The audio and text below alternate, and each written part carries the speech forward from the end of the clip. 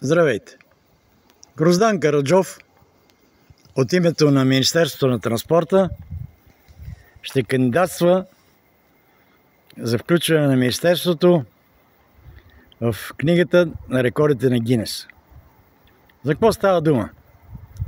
Става дума за 2 км ЖП линия, която не е достроена на българска територия до границата с Северна Република Македония.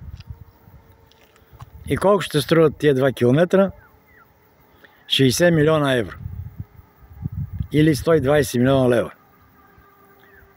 В Северна Република Македония се строят линии на много по-ниски цени от китайски и американски фирми. Тук в България, нали знаете кой строи?